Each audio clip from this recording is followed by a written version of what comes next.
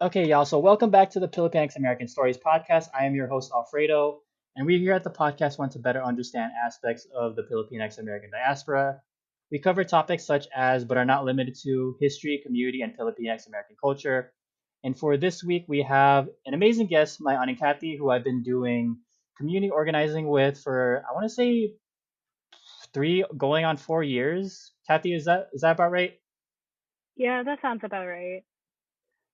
So yeah, we have a very interesting kind of topic that we've bounced off in the past and we've had discussions about like just on our like off recording kind of sessions, but the topic for this week is the parallels of American colonization of the Philippines and connecting it to 90 Day Fiance. So just a little bit of disclaimer before we start this whole like discussion and everything. Take this discussion with a grain of salt. This episode is more meant to be like a discussion where we're bouncing off ideas and just going off like our references and everything and citations that we've gathered to support our opinions. This is not fact. The only things that are fact on here are the numbers that are from the documents that we have. Again, take this with a grain of salt. This is just based on our perspective and observations. So, Kathy, what are your opinions on 90 Day Fiance, specifically Big Ed and Rose's relationship or situationship? So, disclaimer, I actually never watched 90 Day Fiance. I've only really watched clips of it, and when I saw Big Ed and Rose trending on Twitter literally every single day, not gonna lie, I think the moment that I realized that Ed was white, I was like, oh, this is gonna be one of those sort of narratives where an older white guy is trying to get at a really young Filipina. And based off of the clips that I have seen on Twitter and throughout social media, really, it left me with a really weird feeling in my mouth, and like it wasn't necessarily like it just wasn't good. Just knowing that again, it's just that same narrative of an older white guy and a young Filipina sort of story. But I tried to maybe convince myself to watch this portion of 90 Day Fiance because I was curious. However, at the same time, I I think just some of the clips that I read, or not that I read, that I saw, I just couldn't bring myself to. It was that cringy in a sense, but also I just really didn't want to damage my brain in a sense. Um, a lot of it was really portraying a lot of, I guess, kind of stereotypes in a way where, like, you see, like, this white guy just really trying to get hard at this young Filipina, but there were a lot of not necessarily conflicts, but there were just some moments within the clips that I saw that a lot of culture shock, a lot of cultural barriers between the two. However, what really got me was Ed's reaction towards it, and it was more so just like him not understanding the common respect and courtesy as someone should, especially when you are trying to, um, be engaged and married to this woman, but you're not really willing to be as respectful towards her own culture, and especially like the whole him having to take a shower outside, but not with like the shower that comes out of faucet, but with a tabo, which is like a little bucket that Filipinos use. So yeah, I personally just never really want to watch it. I'm happy you brought that up. For me personally, I've only seen the clips and the memes. I've tried watching bits of it, but I feel the cringe that you're talking about just because I know it's reality TV and everything, not to be taken too seriously, but it's like it's played up for like the whole entertainment aspect of it, but some of the stuff that's like in there is very reflective of, I guess, just a lot of stereotypes. Like you said, this older white dude trying to get at someone like in Southeast Asia and everything. But also one of the things that I saw was a problem was that it didn't seem like Ed really knew too much about the Philippines or just like any kind of traditions or just like rituals that Rose's family had and everything. So I think that was like the culture shock of it. But then I don't know, from what I saw, it was like Ed trying to impose a lot of his, I want to say his normalities or whatever he like whatever his norm is onto Rose, who, I mean, you've seen the memes and everything. Like her face is like a meme in some sense, where she seems like kind of disgusted about like some of the actions he was doing and like the kind of, like he wasn't really doing or like showing her like his norms or whatever with like a lot of tact. And I felt like that was, I don't know, it might have been like some kind of like forcefulness or just like there wasn't consideration of just like what she was thinking, like what she's experienced, and it kind of feels like a weird parallel to how like American colonization was to like the Philippines and everything. I don't know. That's just the way like I'm really seeing like these clips and everything. But I want to try to make an attempt to watch like the whole season just to see like how the relationship has played out. But TLC's like YouTube channel has been giving a lot of clips. There have been a lot of memes. There have been a lot of like critical analysis of like the relationship. But so far, everything's basically been the same. I haven't found anything that's really like supportive of Ed per se. But I guess I just haven't like dug in enough. I'm really just going based off like the stuff that I've seen. But before we really just go into the like comparing the parallels and everything, I want to go into a bit of like the history and colonization of the Philippines from the US. So I'm going to go through this timeline a little bit. I'm not giving like exact dates per se. I'm kind of just like skimming through it, but I'm really just going over like some of the main points.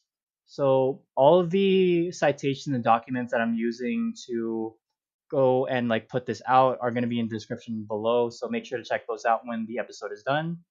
So during the Spanish American War in 1898, basically the U.S. bought, or yeah, they basically bought the Philippines from Spain as a result of the end of the Spanish American War for $20 million.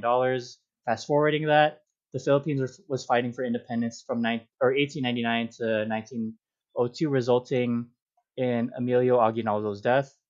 And before it was like an official kind of territory for the U.S., um, President at the time, William McKinley, was under pressure to, I guess, I wouldn't say ingest, but to like absorb the Philippines into the US as its colony and everything. And some of the things that I'm going to be reading off are from digital history. So it's kind of weird because he's saying this from like a very Christian mindset, and that's one of the things that bothered me. So unaware that the Philippines were the only predominantly Catholic nation in Asia, President McKinley said American occupation was necessary to uplift and Christianize the Filipinos. And some of the points that he brought up in this kind of document and everything was that we could not give them back to Spain. That would be cowardly and dishonorable. That would be that we could turn them over to France or Germany, our commercial rivals in the Orient. That would be bad business and discreditable. And these three, or the last two points, are the ones that bothered me a little bit the most, because it seems like he viewed the Philippines, or like he tried to push this narrative of the Philippines not being able to like self-govern themselves and just being like savages in a kind of sense. So the third point that he brought up was that we could not leave them to themselves. They were unfit for self-government, and they would soon have anarchy and misrule worse than Spain's was. And the last point he brought up was there was nothing left for us to do but to take them all, to educate the Filipinos and uplift and civilize and Christianize them, and by God's grace do the very best we could by them as our fellow men whom Christ also died. So these last points are, I guess essentially the like nail on the head. This is what his decision was in terms of like absorbing the Philippines into the US and going more onto this timeline and everything. After the absorption of the Philippines into the US, Japanese occupation happened during World War II. After that, um, basically the Philippines freed, or like the US freed the Philippines from Japanese occupation, quote unquote. And then after that, years later, after World War II, Philippine independence from the U.S. occurred in 1946, but under the stipulation that naval base occupation was required in the Philippines for another 99 years, and the dis, officially military bases were discontinued in the early 90s. But there was an attempt of revival of specifically the naval base in Subic Bay back in 2015. And as of just a few days ago, or at least this year, there have been talks of reviving the naval bases once again. But so far, the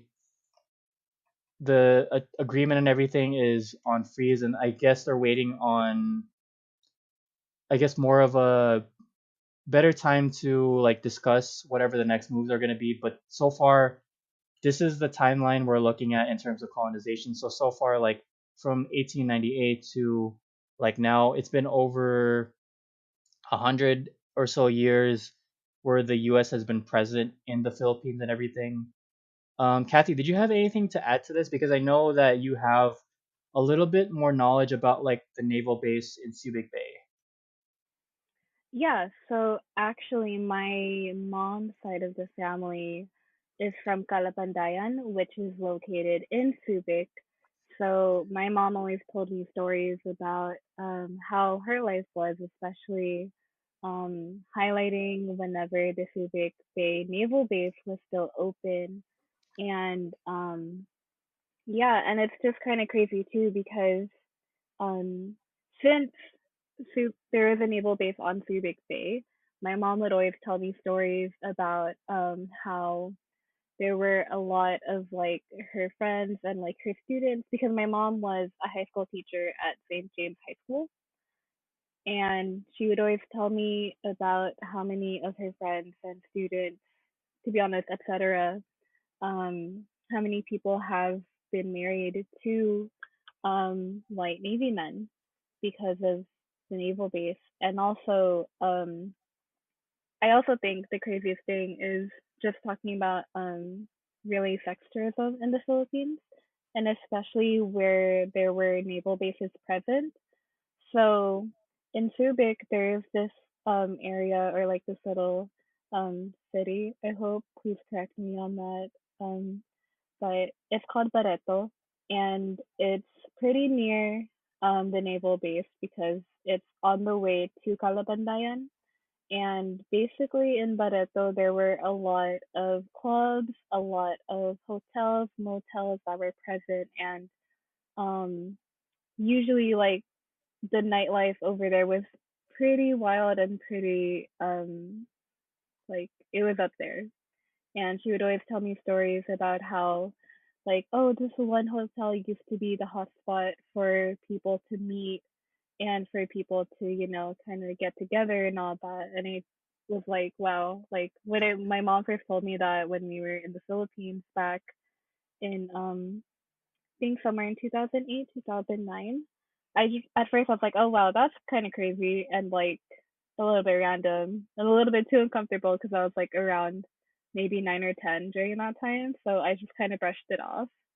But then just looking back, it also just really just puts into perspective, especially just kind of connecting it to the whole Ed and Rose story on 90 Day Fiance about older white men and just pretty much white men in general trying to get with a Filipina. And that also happened too in Olongapo, which was another hotspot for clubs and motels and for people to get together and meet. And from what I know, and this is also the common sort of story that I heard from my mom, especially when it came to my aunties that were married to white men. specifically white naval men.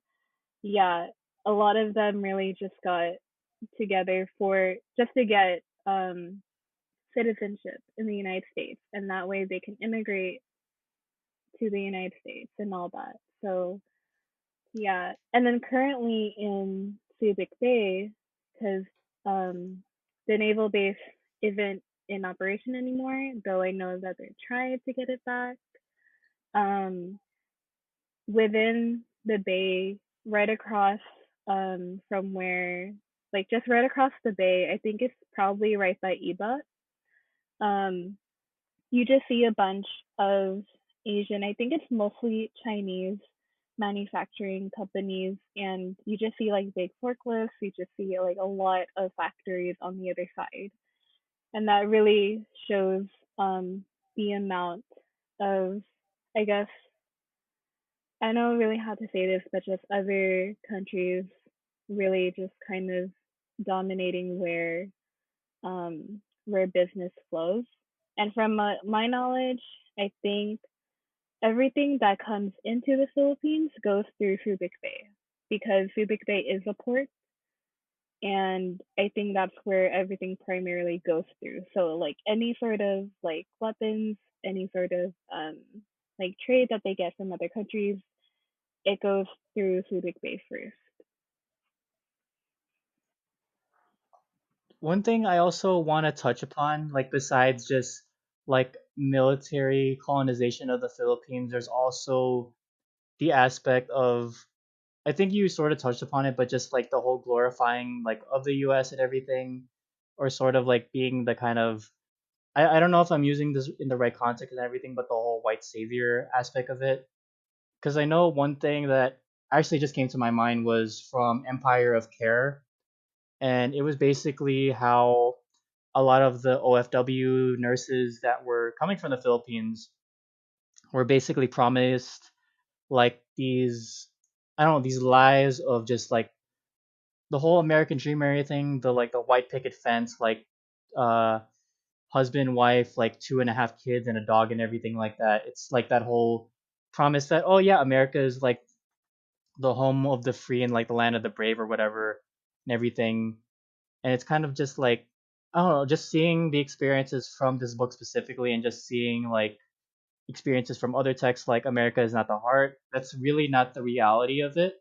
Like the whole narrative of like America being like one of the greatest countries like on earth is kind of a stretch in my opinion.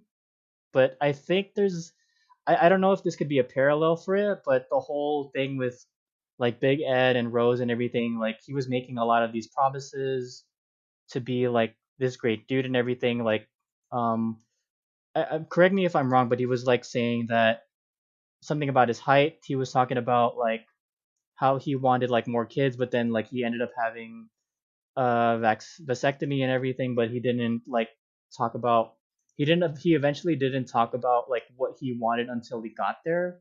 So I don't know if this might be a parallel to what the promises are from the US to the Philippines like during like the whole OFW thing and just like the promises of like the American dream.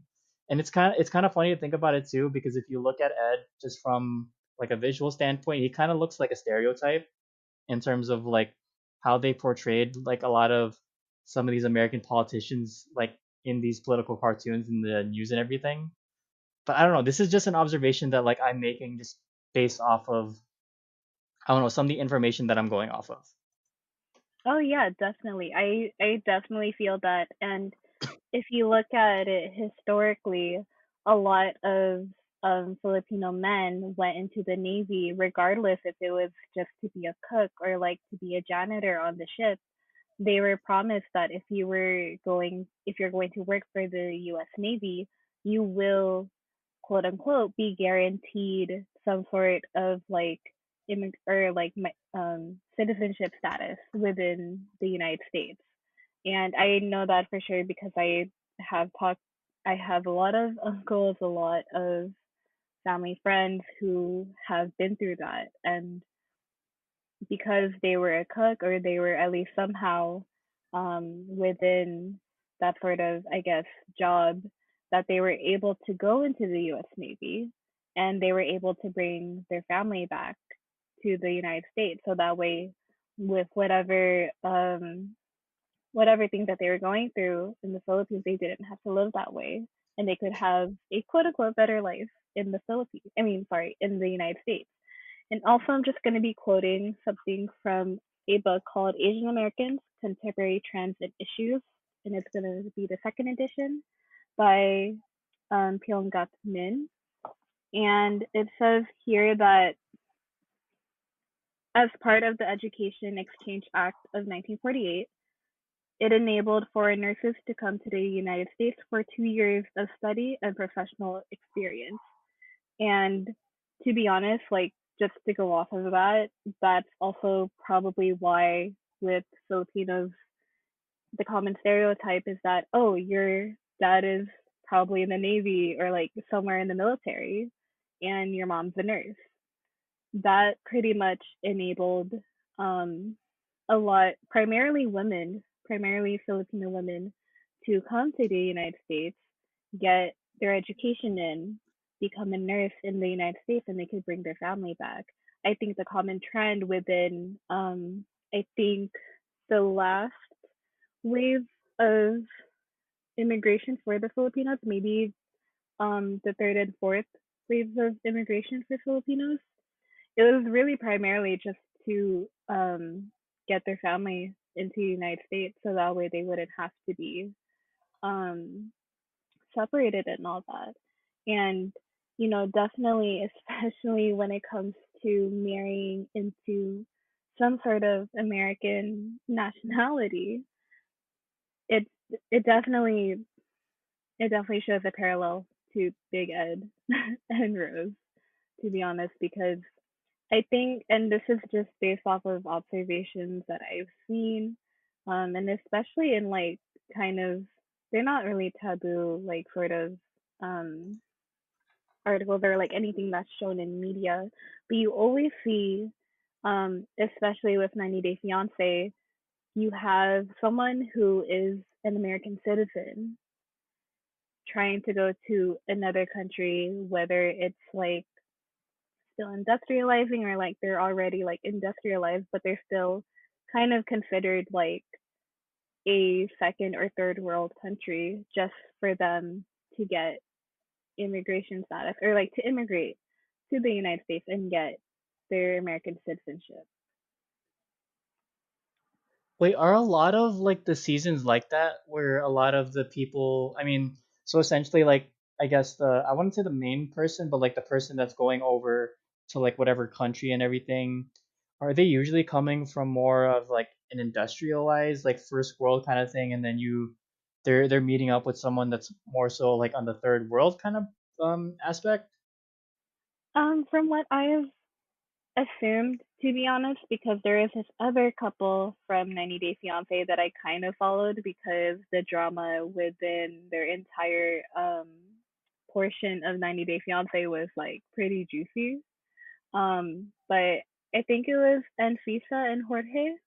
I don't exactly remember what season they're from, but Anfisa basically wanted to marry this guy and go to the United States so she could be an American citizen. However, like the drama there was that Jorge basically, I don't know if it's Jorge or George. Oh well. Um, he basically promised her a lot of things that he would do for her in order for her to come to the United States, and that he said that he had a lot of money, he had a stable job, etc., etc. But then the moment that Anfisa came to the United States with him, he didn't have any of that.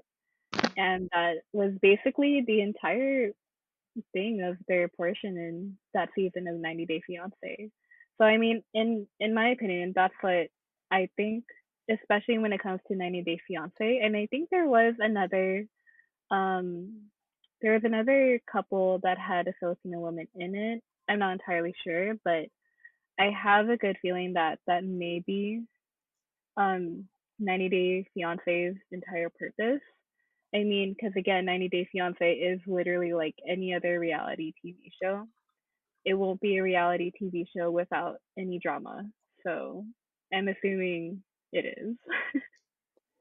I mean, this that's the whole like premise of it. It's supposed to like up like they're supposed to like glorify like a lot of things that are on there and just it's supposed to be entertainment at the end of the day, but it's like it's kind of weird to think about it because like 90 Day Fiance is an American like TV show and everything, but it's like a lot of these people that are essentially like I don't know trying to get like these citizenships for these other people like these foreign fiancés and everything. It's like is this like another wave of colonization for like some of this stuff? Like I don't know. I'm sort of biting my tongue on that kind of aspect because I'm trying to just take it as like, oh, okay, this is meant to be like an actual love kind of thing, but I don't know if it might be like a facade in that kind of way, and they're just really trying to, I don't know, find a way to like glorify the US. But I mean, you said it yourself. There's a lot of like things with Big Ed, that other guy like George or Jorge, that had like these promises of like who they were as people, but they ended up being like a lot of broken promises, and it's going off like another parallel with the whole like military and everything because like I mean like my family is like in the military, but we never grew up with like a lot of money, and there's like another thing with like the World War II veterans and being promised like all these benefits, all these like medals and everything, but they're still fighting for it. So that seems like another broken promise in that kind of aspect. So it's like, are these promises like really valid? And just comparing and contrasting the two is like really interesting to think about because I don't know for me personally, I don't know how you feel or how other people feel like about it, but the whole glorification of like the US American dream of everything, like is it like a reality for like a lot of people? Like I really don't know. So like what's your perspective on that? I mean, just seeing it from like romantic relationships perspective. I mean, I don't know. I feel like there's a lot. I feel like it's kind of a common attitude in terms of like just trying to be in a better spot financially and socioeconomically. Because I know that there are literally people, there are literally people who just married white or people in the US military just so that they could go into the United States and become an American citizen. And, and then there are, of course, those who actually did fall in love and, really got together. However, I mean, it's kind of unfortunate to say that um, the first thing that I said is kind of the main thing that kind of happens. And I mean, if you also think about it too, like this kind of feeds into the perspective of why a lot of, I guess, and I don't know how it is for Filipino Americans, to be honest. I mean, it may kind of go into it, but I guess it goes into why, like, for a Filipino perspective, they never wanted to marry another Filipino because they didn't think that maybe like there are probably other Filipinos who are not like in a good financial state. And really they just wanted to be in a good like financial standing because you know, going off of like how the Philippines is and like we have a lot of poverty in the Philippines and just trying to escape from that reality and just trying to really be in a better spot, I feel like that is literally kind of the thing that happens. And also, I mean, I don't know, it really does. It feels like that low key is the only thing that I can think of because that's kind of what I was raised upon. Like, not necessarily that my parents married literally just to like go into the United States, but it's just something that I've always heard, and it's just something that I grew up hearing a lot from family friends and even like my family because I hear conversations within like my family about how like oh you need to like marry someone who's like really rich or like just in a good standing, and I'm like okay but like that's just money, that's just something that like it really doesn't matter to me. And also, it's just something that really shouldn't be the first thing that I should think of. But at the same time, it's like if you think about it historically, the way that um, we have been colonized by the Spanish and the US, it's like, and it also feeds into colorism too, because we have we have a whole culture of wanting to be lighter skinned because you are better liked that way, and a lot of people think that you are going to be more successful than someone who is of browner skin or darker toned. And I just think that especially when it comes to specifically people marrying um, US military personnel, it really just kind of puts into perspective how much um, really just trying to put your family first and trying to be in a better, just trying to live a better life than you were originally in the Philippines. Because there are certain parts of the Philippines where, yes, it is definitely like modernized, and there are definitely like those who are wealthy living in those, but like majority of the Philippines is just not like that. And that's why I think I learned about this in Asian American history class, and this also relates to I think the Japanese, because there's this thing called picture brides, and it's literally, and I think this more relates to Japanese history, where um they would just like they would be pen pals, and then they would send a picture of each other and be like, oh, do you want to marry like this girl or like this man? And on that. And you definitely kind of see it too in contemporary times, because I think it was somewhere last year. I had a family friend who asked me, hey, my daughter wants to marry someone who's a citizen here in the United States. Do you have someone who can maybe like, I don't know, like marry her or something? Like it's just for 2 months. And I was like, oh, no, not that I can think of, but I'll let you know. And that was just a very weird experience, in my opinion, because I've never been asked that question, and that for that to be vocalized to me, and for me, like I have always kind of known about this, especially like my Asian American history class that I took a couple of years ago. I'm like, wow, this still exists and people still do this. So one thing like I want to like add and just challenge on with that is the whole like I don't know when it comes to like American colonization within the Philippines.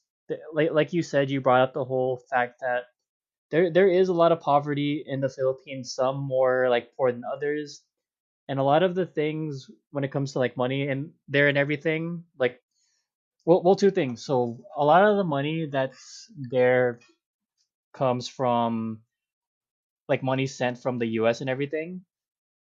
And another point I want to touch on is the whole capitalist system that was brought over from the US and is implemented over there. Because like the way you see it is that there are a lot of like families in power in like these businesses in like politics and everything, and they usually just go keep on going down the line and everything, and leadership usually doesn't change. But I don't know if that could be a possible result of capitalism and like the whole like getting richer and poor getting poorer and everything, and like the, just from what I've seen from like all the videos of just like what's going on over there, especially with like the war on drugs, like there's a lot of like stigma with like poor people and everything, and just like I don't know with like just the way they're like portraying poor people, and it's like, oh, you don't want to be in that spot, is kind of like it's also feeding into that whole narrative of like, oh, you kind of have to like marry up in life. Rather, it's more so a like an economic partnership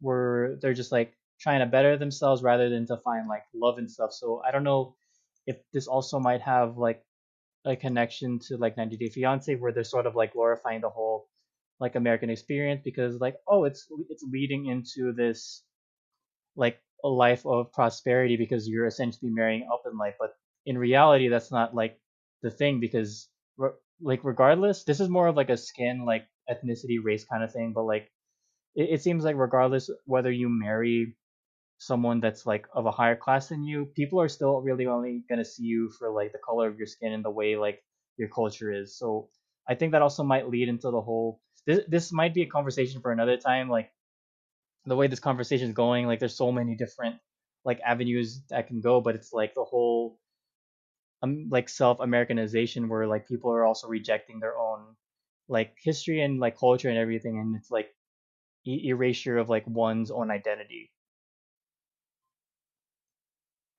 Oh yeah, and I mean literally that's the epitome of colonization, and just the topic of colonization can go so many ways. I mean, with what you just said, especially like I would just put this in here, like during the Marcos regime, like there was so much money lost during that, and that really put a huge dent into the Philippines economy and especially with how people live. And just going off of what you said about glorifying this whole American dream sort of thing, they, I mean, to the places that the United States colonized in, other than the Philippines, they marketed the American dream pretty well. And they had a very easy job doing that to Filipinos because Filipinos, especially like when the US um colonized them. I remember back in my Asian American history class, my professor told us that in comparison to how other countries may or have been colonized, they would usually respond with violence and like, just not wanting them to be there. And of course, that happened in the Philippines too, but the majority of the response was pretty positive because the United States was giving them so many resources, and one of those resources being education.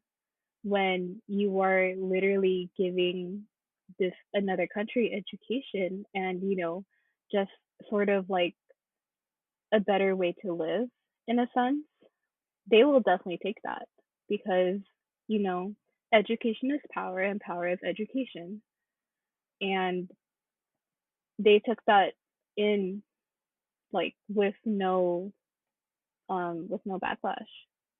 So, just trying to climb up that ladder, education plays a very big part of it. And that's why a lot of Filipinos speak English or at least, understand some to most English because of that whole part of of US colonization.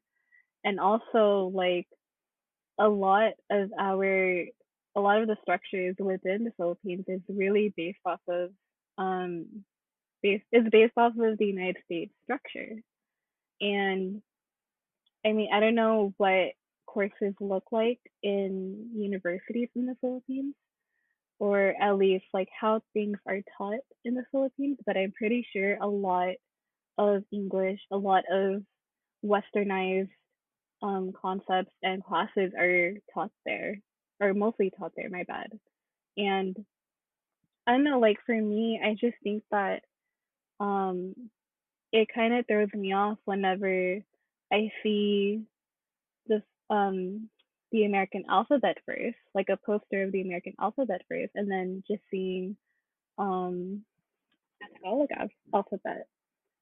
Like it's that embedded within classrooms and within the education structure that it leaves a sour feeling in my mouth.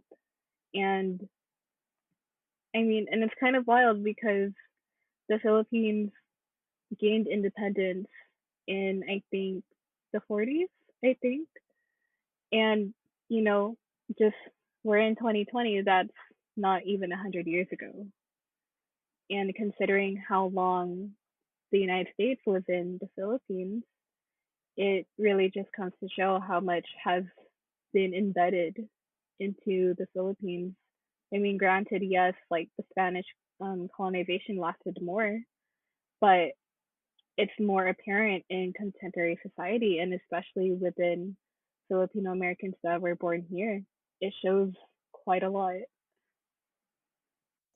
One thing just to add to that, so in terms of the whole education system, From what I learned from Empire of Care for like the nursing classes over there, the types of education that they learn is generally the same, but the resources that are in the Philippines are not the same as the US because of the whole money situation. A lot of the equipment is like very outdated. But this was like back in like the last century or everything. But I don't know if it's still the same. But from what I know is that even if it's like an American kind of like education that they're getting over there, the degrees that they get aren't as valid depending on the industry that they're working in. And I feel like I don't know, that's like, oh, you kind of have to invest in like the educational economy here in the US. You have to retake these classes, and then like the money that they're like putting in or like taking out from like these loans or whatever are going back into like the educational system. Well, I mean not the educational system, but these banks that are here in the US. But what was that other point that you touched on upon like after this? Not gonna lie, I forgot. But what were you gonna say about it though? 'Cause yeah, Oh, okay. I think I just remembered now. So the whole thing with the base and everything.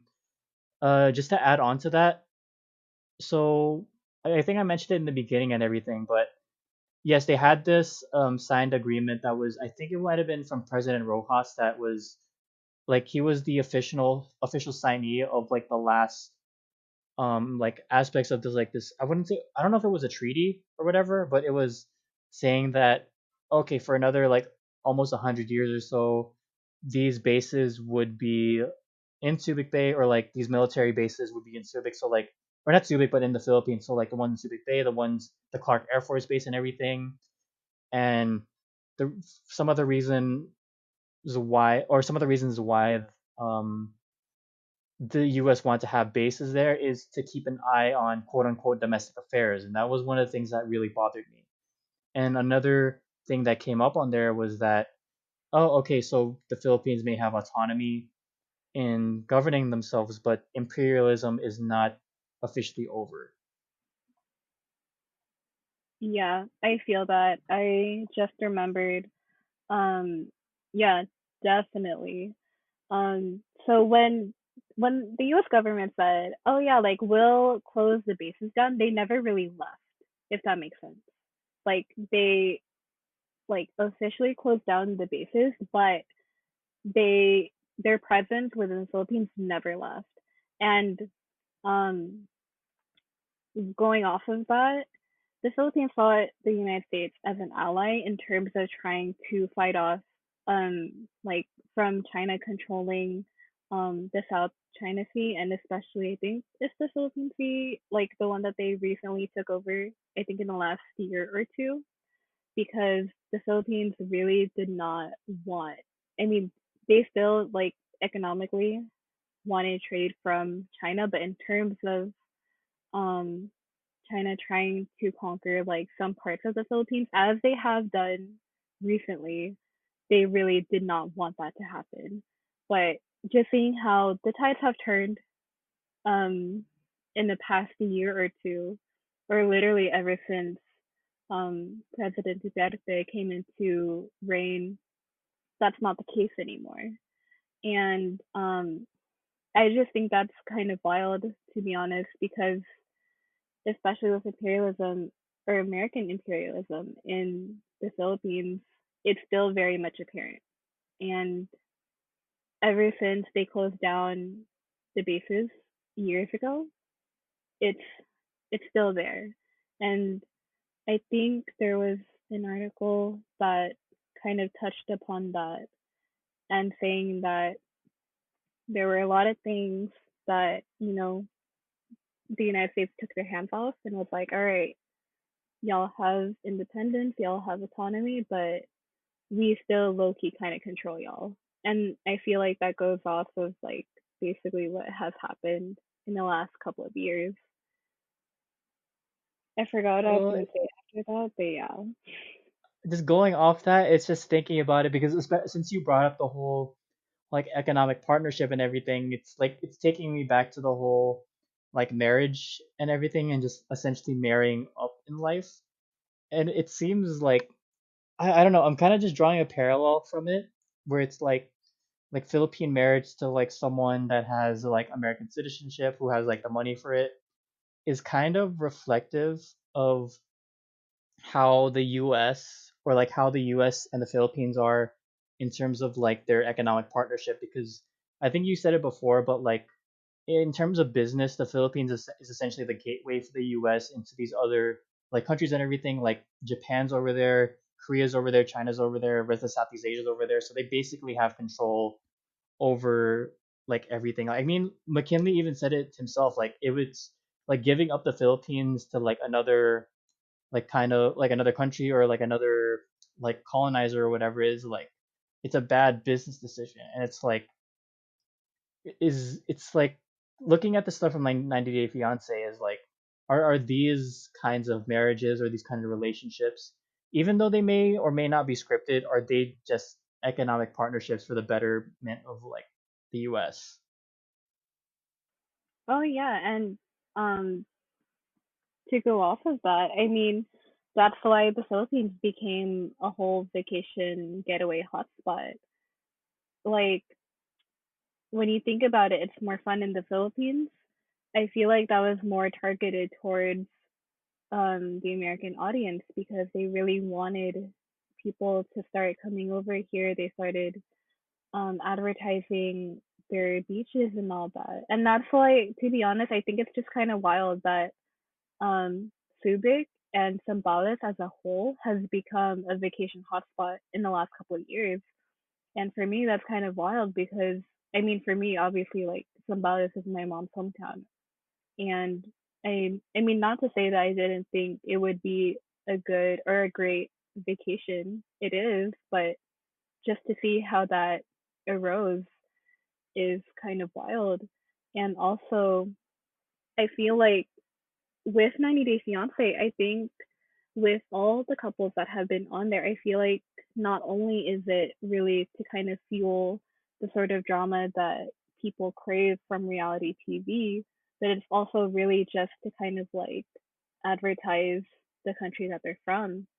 And I don't know, I feel like there is a parallel with the whole it's more fun in the Philippines and really just catering to the American audience. And I mean, I think I've watched enough airlines reviews on YouTube and like regardless if they were like of American descent or like who are from the United States and are white, you just see like the whole it's not necessarily stereotype, but it's definitely a projected value of the Filipinos about hospitality. And that's why, and I mean, yes, Filipinos are hospitable and they are really good at that. However, I feel like that also just comes to show at how they were like suppressed in a way. And also, I feel like that was probably a product of American colonization. Because again, when I mentioned earlier that there was really no backlash in terms of the United States colonizing the Philippines, that's with that positive response that they got, it only furthered them to really invest in the Philippines. And I think business wise and in terms of like economics and all that, I feel like the United States has control over that too. Because again, with them literally teaching English to them and with almost every Filipino, and I'm just saying that just out of observation, almost every Filipino knows English. Mm. And pretty much they can literally try to cater to those who are coming from the United States whenever they are there for a vacation and such. And I don't know, I just think that's also a wild, but not really wild thing to think about. Oh, okay, so several things.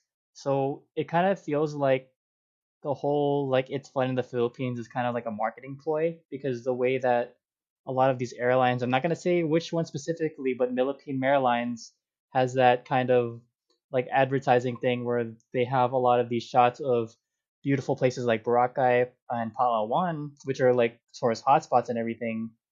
But that's not the reality for like some of the stuff. Because for me personally, my family's from the north, and we live in like, or we lived in a pretty like, I don't know. I wouldn't want to like, because I don't know the whole economic situation, but it's definitely not like up there with like the rest of Manila. It doesn't look exactly the same as like these places or like these tourist hotspots and everything. But it's like, okay, so you're advertising these like beautiful places, but you're not like showing, I don't know, like I mean, I guess you have, as a marketing kind of perspective, you have to show what's best.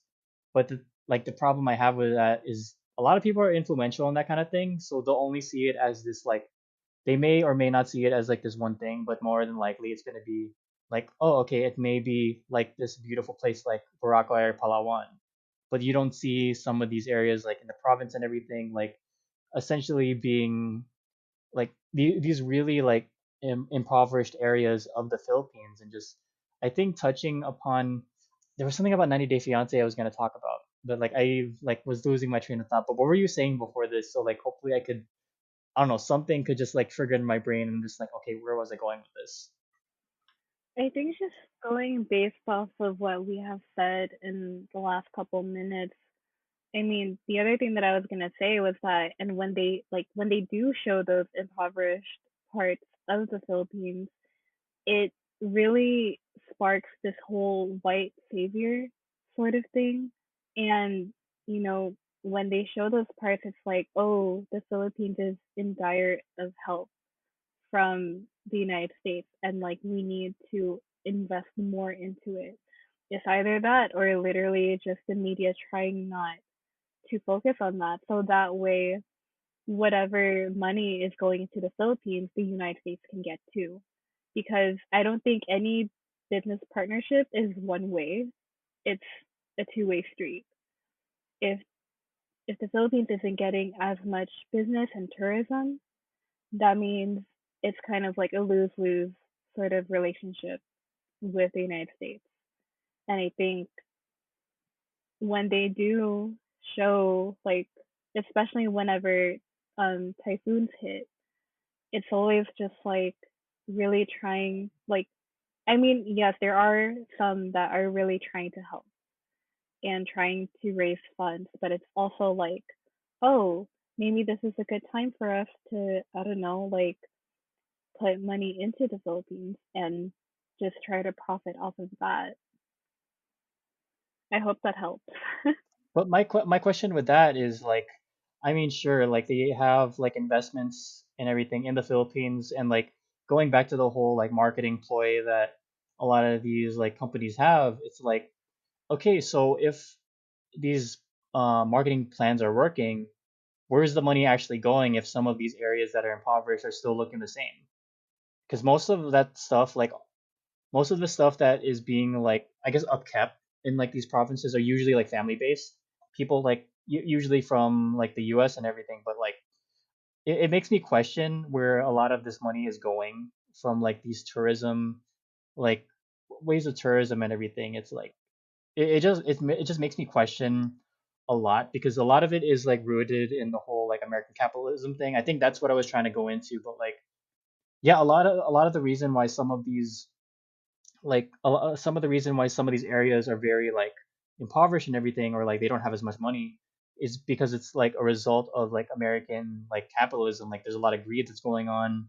Like I mean, I mentioned it before, and I think we've like talked about this in like several conversations beforehand. But much of like the Philippines is ran by like a few different families and everything. It's like it's this cycle of like this one family going into it, and then like the next generation essentially taking over. And it's like it's a continuous cycle of like poverty that can like continues to, I don't know if using the word plague is the right, in the right, if it's in the right context, but it's definitely a problem that I see in the Philippines.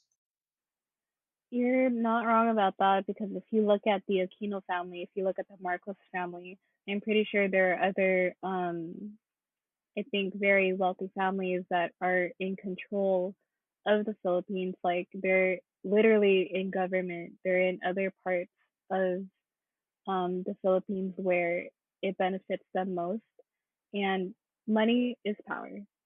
I think, especially when it comes to, and I think that's why a lot of things are not necessarily like still the same, but I think that's why there also hasn't been a lot of change. And thank goodness for the youth and like my generation really speaking up in the Philippines, because I see it on Twitter and it's very much active on Twitter.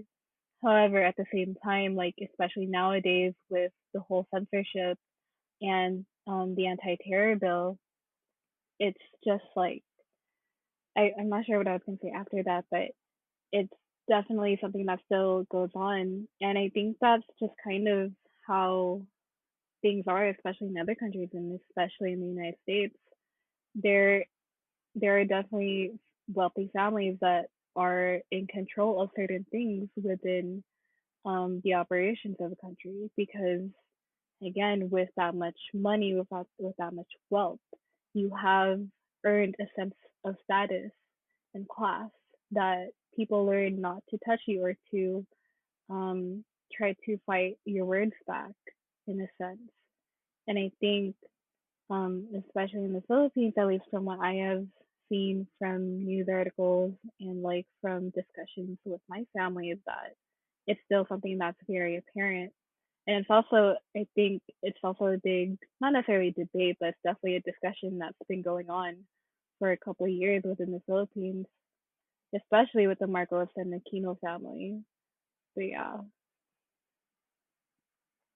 It's just like it's so wild to think because I mean we're drawing parallels from like 90 Day Fiance and everything, specifically like Ed and Rose's relationship, but now we're in this kind of like rabbit hole where it's like, oh, okay, there are like parallels. Like there's this dude from the US, unfortunately specifically from San Diego, which I just learned like last week that has like these promises to this like young like Filipina of like prosperity and everything. Like, oh yeah, he's gonna like give her kids or like he's gonna like do all these kinds of things and everything, but it doesn't even show.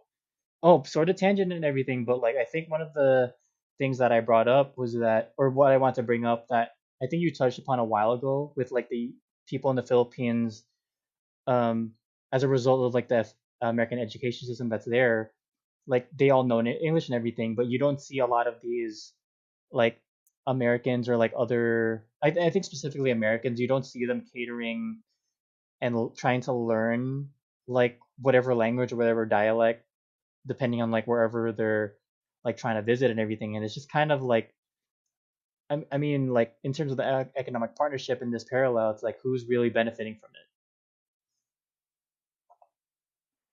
yes, definitely. And again, that's why it it always goes back to how the U.S. colonized the Philippines, and it really comes to show how much, and especially with how our hospitality was advertised to the American audience. You know, like you want to go to you want to go vacation in the country that's not really like going to really fight you when you get there and all that. Come to the Philippines. It's more fun in the Philippines because because of our hospitality and that we will literally take care of you. You're all set pretty much. And I think it's a curse and a blessing to really have that sort of value and that it's also embedded within family values as well. And I think that's really just the nature of when you come to a collectivistic country. It's always going to be other people first before yourself. And, especially with an individualistic country seeing that, they will take advantage of that. And it's something that still happens. It's still something that, is still very apparent. And especially when you see really random Facebook posts or any other sort of posts online and you just see a lot of Filipinos being shared and being seen on these videos, especially like with those that are trying to like I guess advertise other countries when it comes to the Philippines, it just looks like a great time. So yeah. It's such a like it's so I'm not saying don't visit the Philippines, but also like I guess what I'm trying to get at is, oh, okay, so where is that narrative coming from? Who is pushing that narrative and what does it actually mean? If you are going to visit the Philippines, I suggest like digging deep into like some of the systems that are put in play. I know I'm kind of like speaking a little bit of jargon, but like I suggest looking a little bit of history. This is more for the people like the audience and listeners and everything, but it's like I think people need to start digging deeper into the history of the Philippines in terms of like American colonization, specifically for like these areas like Subic Bay and like the Clark Air Force Base. It's like, yeah, just going back to the whole connection with like Ed and Rose, it's like, I don't know, it's like an embodiment of the relationship between the Philippines and the US, but that's just based on like this discussion we're having. I know like this discussion is going like so many places right now, but I think this is the nature of it in terms of, well, I mean, my relationship with Kathy has like these kind of like conversations going on for hours and hours, but it's like they could be the conversation of colonization of American colonization in the Philippines could go so many different ways, and just specifically talking about like Ed and Rose relationship, it's like we got to this like hour long point, and it's like, huh, maybe there should be like some digging a little bit. This kind of relationship does proc these kind of conversations and everything. Definitely, and really colonize or my bad, U.S. colonization within the Philippines is multiple conversations because it can go so many ways. And the way that I see it is that colonization in itself is like an umbrella because there are a lot of things that stem from it and that branch out from it. And again, it's different conversations, multiple conversations, and it can go so many ways. But just going off of what Alfredo said earlier, I think especially as Filipino Americans, for those who were born here, including myself, a lot of learning has to go in it, and I think a lot of unlearning comes with it as well because there are a lot of things. Even myself, I did not really think that it was that harmful or that it played a big impact into how Filipino Americans in the United States are raised and what really affects us, especially when it comes to. I know that this is getting a little bit of a tangent, but especially from what we learn in from the K through 12 system, and then sort of just kind of finding out more about your own roots and your own history in college classes. And I think that's just pretty wild. But I think, unfortunately, at the same time, it's kind of the nature of it. But then there are also ways that we could break that sort of trend. So, yeah. And also, this And I, is literally just another conversation that we have. honestly, this is like, yeah, this is honestly just a normal conversation that we have and everything. But I think, like, just going off what Kathy said, it's like, I think it's important, like, again, it's very important to like continue digging deeper and everything because a lot of the educational system, like the K through 12 system, and like even the whole college system and everything, when it comes to talking about like Filipinx American history, and even in the Philippines and everything, there's a lot of skewed like narratives. Like there's a lot of erasure of like other people's narratives. Like I mean, we just came back from a panel like last week about like the whole indigenous erasure and everything, and that's a result of like American colonization and how it's trickled down into the education system and everything. And it's like I think, yeah, just going off of this, if you're talking about American colonization, could go so many different ways, and just the effects of it, like there's so many ways you could branch off from it, but this is just like one of them, and this is mainly the whole like economic kind of like thing, and like the whole American capitalistic system that's put into play in the US. But I don't know how, like, this is mainly for the audience again, but like what was your take on it? Like, have you watched 90 Day Fiance? What was your like perspective on this now that like we've had this discussion? Granted, again, take this with a grain of salt. This is more so perspective based on like our knowledge and some of the documents and like texts that we've read upon and everything. I suggest people doing their research, seeing like where these kind of conversations go and everything, because it's like it's one of those tough conversations to have, but it's like it's a lifelong conversation that I don't know could benefit some way somehow, like people's knowledge. And yeah, I think that was like the main thing I wanted to put for this episode. Kathy, was there anything else you wanted to add before we end this week's episode? I think another thing too, if you are yourself a Filipino American who was born and raised here in the United States, I think really also questioning what things have you learned in your academic career, what are things that you have learned in your family, and to question those is to really find more of yourself and to really learn more about your history and your roots.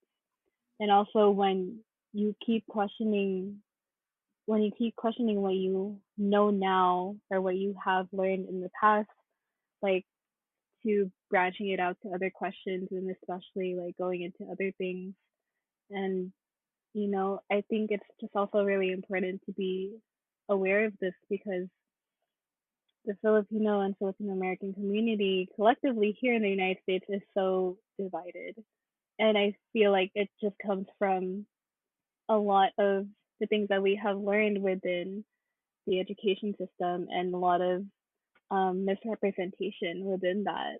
And also just talking about assimilation, I mean, that's a whole other conversation, but, you know, ask yourself why have you not been taught Tagalog or like your family's um, native language and just asking more about that within yourself and even to your family if you weren't comfortable with that because I know it's kind of scary getting deep into those conversations with your family.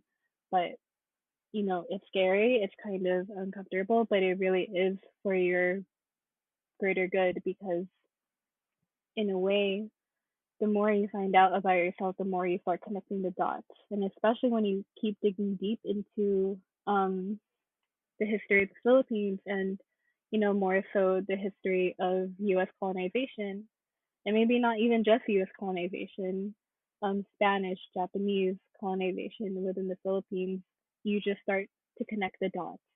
And I think in a way that'll make you have a better understanding of who you are and like in a sense of what purpose it serves to you and what and how you can build upon what you have learned.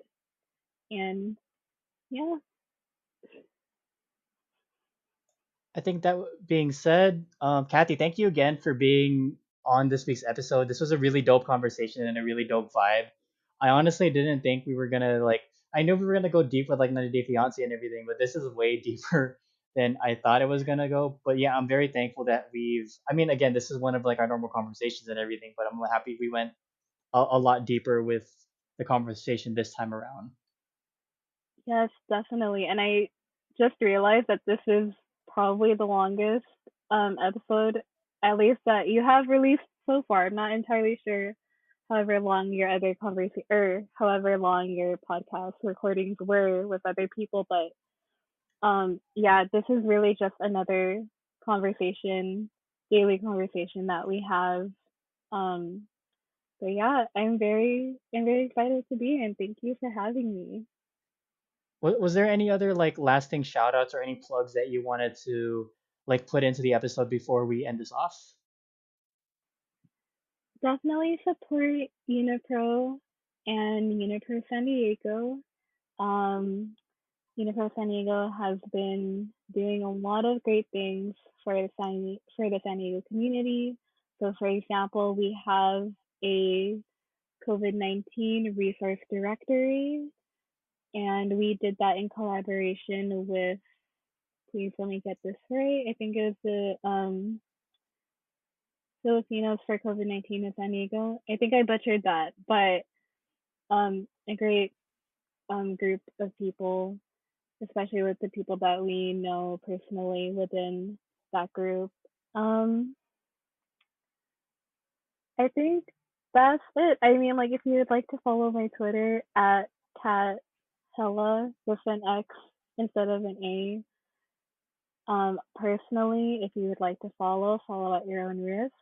but there are definitely a lot of things that I retweet and tweet about that regards um, a lot of conversation starters and a lot of little things for you to think about, especially when it comes to issues within the Filipino and Filipino American community, especially right now with the whole conversation about indigenous people and indigenous groups from the Philippines. It's a very heated topic right now, but you can go follow that. And other than that, please keep supporting Cleo Alfredo's podcast. Like the dude came out with 2 books, and here he is with a podcast. But yeah, Well, you don't see me doing it, but I'm like doing the whole like Hinata finger kind of thing. But yeah, thank you again for bringing like your Twitter energy to like this podcast and everything. It was basically like one of your like extended tweets for this episode. But yeah, thank you again, Kathy, for being on this episode. Thank y'all and for listening thus far. Make sure to follow us on like our social media, on our Twitter and everything. All of the documents and text that we've mentioned in this podcast will be in the description below. Thank you again for watching, and we'll catch you next week on the next episode. Thank you.